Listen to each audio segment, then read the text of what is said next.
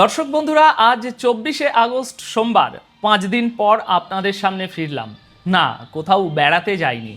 এই কটা দিন আমি একটা কাজে ডুবেছিলাম। আপনাদের জন্য আরও গভীর বিশ্লেষণ, আরও তাজা খবর, আরও তাড়াতাড়ি আনার একটা ব্যবস্থা বানাচ্ছিলাম। সেই কাজ আপাতত শেষ। আজ থেকে প্রতিদিন 3 থেকে 6টা ভিডিও আসবে, কথা দিলাম। আজকের এই ভিডিওতে আমি আপনাদের দেখাবো 3টে বড় খবর। এক, আমেরিকার সংসদের স্পিকার মুখ খুলেছেন, বলেছেন ইরান যুদ্ধ ঢুকছে নতুন পর্বে, আর এবার সঙ্গে নামবে আমেরিকার বন্ধু দেশরাও। 2, হরমুজ প্রণালীতে ইরান জারি করেছে নতুন ফরমান, নিয়ম ভাঙলে জরিমানা, জাহাজ জব্দ, এমনকি চিরকালের আটক। 3, আজ রাতেই আসছে আমেরিকার নতুন স্যাংশনের তালিকা, আর তার আগেই ইরান বলে দিয়েছে প্রতিবেশীরা ওই যুদ্ধে নামলে এক ফোঁটা তেলও উপসাগর ছেড়ে বেরোবে না। 3টে খবর আলাদা দেখাচ্ছে, কিন্তু একটা সুতো এই 3টেকেই বেঁধে রেখেছে, সেটা শেষে খুলব। তাহলে শুরু করি। প্রথম খবর, জনসনের ঘোষণা। আমেরিকা কি সত্যি আর একটা যুদ্ধের দরজা খুলছে?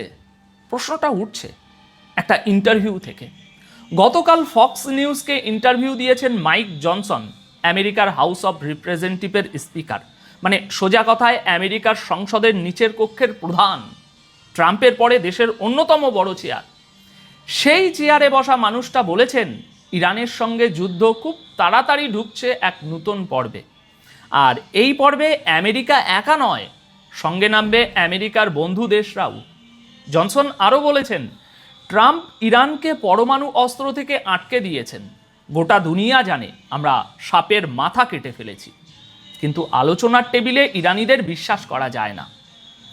এতগুলো বড় দাবি একসঙ্গে শুনলে একটা তথ্য মনে রাখা দরকার। আল জাজিরা মনে করিয়ে দিয়েছে ট্রাম্পের নিজের গোয়েন্দা প্রধানই আগে বলেছিলেন ইরান পরমাণু বোমা বানাচ্ছে, এর প্রমাণ নেই। হামলার পরে জাতিসংঘের পরমাণু সংস্থার প্রধানও একই কথা বলেছিলেন। মানে দাঁড়ালো, যে বোমা থামানোর কৃতিত্ব জনসন দাবি করছেন, সেই বোমার প্রমাণটাই কেউ দেখাতে পারেনি। তাহলে প্রশ্ন, বন্ধু দেশ মানে কারা? আরব দেশগুলো, নাকি ন্যাটোর ফ্রান্স, জার্মানি, ব্রিটেন? জনসন একটা নামও বলেননি, তবে একটা আভাস বাজারে আছে। রয়টার্স আগেই জানিয়েছে ফ্রান্স আর ব্রিটেন মিলে হরমুজ পাহারার একটা জোট গড়ছে, প্রায় 1 ডজন দেশ নিয়ে। মজার কথা, জোটটা ন্যাটোর কাঠামোর বাইরে। ন্যাটোর মুখপাত্র নিজেই বলেছেন এটা ন্যাটোর মিশন নয়, মানে বন্ধুরা আসছে কিন্তু নিজের পতাকা কেউ লাগাতে চাইছে না। ইরান অবশ্য জবাব দিয়ে রেখেছে, সেটা একটু পরেই বিস্তারিত বলবো এই ভিডিওতেই। দর্শক বন্ধুরা, এবার আমার বিশ্লেষণটা বলি। ওই একই ইন্টারভিউতে জনসন নিজেই স্বীকার করেছেন যে 3রা নভেম্বর আমেরিকার মিড টার্ম ভোট, আর এই ভোটের আগে যুদ্ধটা মিটিয়ে ফেলতে পারলে ভালো হয়। আল জাজিরা লিখছে জরিপের পর জরিপ বলছে রিপাবলিকান ভোটাররাও এই যুদ্ধ শেষ চান, মানে যুদ্ধটা এখন ভোটের বোঝা। তাই প্রশ্নটা ঘুরছে ওয়াশিংটনের দিকেই। জনগণ যুদ্ধ শেষ চাইছে, আর স্পিকার শোনাচ্ছেন নতুন পর্বের গল্প। এটা কি সত্যি নতুন অভিযানের ছক, নাকি ভোটের আগে জোর দেখানোর চেষ্টা? সময় বলবে। এগিয়ে যাই। পরের খবরটা হরমুজের। যে প্রণালী নিয়ে এত যুদ্ধ, সেখানে ইরান এবার হাতে তুলেছে নতুন অস্ত্র। না, বন্দুক নয়, আইনের খাতা। গতকাল ইরানের পার্সিয়ান গালফ স্টেট অথরিটি নতুন ফরমান জারি করেছে। তাতে বলা হয়েছে ইরানের নিয়ম, যে জাহাজ ভাঙবে তার ভবিষ্যতের যাতায়াত বন্ধ, ভারী জরিমানা হবে, জাহাজ জব্দ হতে পারে, এমনকি চিরকালের জন্য আটকেও রাখা যাবে। আর কথাটা শুধু মুখের হুমকি নয়, অথরিটির ওয়েবসাইটে ঝুলছে একটা কালো তালিকা। নিউজ উইক লিখছে তালিকায় এখন 46টা জাহাজ, 17টা দেশের পতাকা রয়েছে। শিপিং কোম্পানিদের বলা হয়েছে জাহাজ ভাড়া নেওয়ার আগে তালিকাটা মিলিয়ে নিন, আর তালিকার জাহাজকে কেউ সাহায্য করলে, মাঝ সমুদ্রে তেল সরানো, যে কোনো লেনদেন, তার নামও তালিকায় উঠবে। এখানেই শেষ নয়, গতকালই ইরানের সংসদের নিরাপত্তা কমিটি একটা খসড়া আইনে সায় দিয়েছে। অনুমতি পাওয়া জাহাজকে হরমুজ পারাপারে ইরানকে সার্ভিস ফি দিতে হবে। আর হরমুজের ছবিটা এখন কি, সংখ্যাটাও শুনে রাখুন। ব্রিটিশ নৌবাহিনীর সংস্থা UKMTOর হিসাব, হরমুজের জাহাজ চলাচল যুদ্ধের আগের চেয়ে প্রায় 90 ভাগ কম। এদিকে ট্রাম্প ম্যাপে লিখে রেখেছেন হরমুজ আমেরিকার এলাকা, আর ইরান লিখছে আইন, ছাপছে তালিকা, বসাচ্ছে ফি। মানে দাঁড়ালো একজনের দাবি টুইটে আর একজনের দাবি কাগজে কলমে। আমি যা বুঝছি দখল আসলে কার মাপার একটা সহজ কাঁটা আছে, কে কার দরজায় কড়া নাড়ছে। ইরাক নিজের তেলের ট্যাঙ্কার পার করানোর অনুমতি চেয়েছে তেহরানের কাছে, ওয়াশিংটনের কাছে নয়। উত্তরটা ওখানেই আছে। এই তালিকা কয়টা দেশ মানে সেটাই এখন দেখা।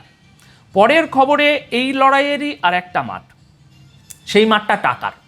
আজ রাতে ভারতীয় সময়ে ওয়াশিংটনের সংবাদ সম্মেলনে বসছেন আমেরিকার অর্থমন্ত্রী স্কট বেসেন্ট। ঘোষণা করবেন ইরানের বিরুদ্ধে নতুন স্যাংশনের তালিকা। তার নিজের ভাষায়, ইতিহাসের সবচেয়ে কড়া স্যাংশন। মনে রাখুন, ইরানের ঘাড়ে এর মধ্যেই 6,000-এর বেশি স্যাংশন ঝুলছে, তার উপরে আজ এই নতুন তালিকা। কিন্তু তালিকা বেরোনোর আগেই তেহরান থেকে জবাব চলে এসেছে। ইরানের সর্বোচ্চ নিরাপত্তা পরিষদের নতুন সচিব মোহসেন রেজাই রাষ্ট্রীয় টিভিতে বলেছেন, আশেপাশের কোনো দেশ আমেরিকার এই অর্থনৈতিক যুদ্ধে যোগ দিলে ইরান তাকে শত্রু ধরবে। আর তার পরের লাইনটা শুনুন, যোগ দিলে এক ফোঁটা তেলও পারস্য উপসাগর হরমুজ ছেড়ে বেরোবে না। শুধু তাই নয়, তেল রপ্তানির অন্য রুটগুলোও নিশানায় থাকবে। আইআরজিসির মুখপাত্রও আজ মুখ খুলেছেন, বলেছেন আমেরিকা বোমা ছেড়ে টাকার যুদ্ধে নেমেছে। এটাই সামরিক ব্যর্থতার নীরব স্বীকারোক্তি। কথাটা ইরানির রাষ্ট্রীয় সূত্রের, সেটা মাথায় রাখুন। কিন্তু প্রশ্নটা থেকেই যায়, 5 মাস বোমা ফেলার পর লড়াইটা ব্যাংকের খাতায় নেমে এসেছে কেন? আজ রাতের তালিকার সবচেয়ে বড় প্রশ্ন একটাই, চীনা ব্যাংকের নাম থাকবে কি? চীন ইরানের সমুদ্রপথের তেলের 80% বেশি কেনে, আর সেপ্টেম্বরের শেষে শি জিনপিং যাচ্ছেন হোয়াইট হাউসে। নাম থাকলে সেই সফর কাঁপবে, না থাকলে বোঝা যাবে। সবচেয়ে কড়া তালিকাটাও চীনকে ঘাঁটাতে সাহস পায়নি। এবার চটপট কয়েকটা খবর। দর্শক বন্ধুরা, ইরানের প্রেসিডেন্ট পেজিশিয়ান বলেছেন ইরান এখন পুরো দস্তুর অর্থনৈতিক, সামরিক, নিরাপত্তার যুদ্ধের মধ্যে আছে। তবে অর্থনীতি ভেঙে পড়ার মার্কিন ভবিষ্যৎবাণী তিনি উড়িয়ে দিয়েছেন। এদিকে তেলের বাজারে ব্র্যান্ড ক্রুড অয়েল বর্তমানে ঘুরছে ব্যারেল প্রতি প্রায় $94, গত 1 মাসের সর্বোচ্চ স্তরে। আর আমেরিকার নৌবাহিনীতে বড় বদল, 9 মাস টানা সমুদ্রে থেকে দেশে ফিরেছে এয়ারক্রাফট ক্যারিয়ার আব্রাহাম লিঙ্কন। সেই জায়গায় এসেছে জর্জ ওয়াশিংটন। 9 মাস একটা রণতরীর পক্ষে অস্বাভাবিক লম্বা সময়। মানে এই যুদ্ধ আমেরিকার নৌবাহিনীরও ধৈর্যের পরীক্ষা নিচ্ছে।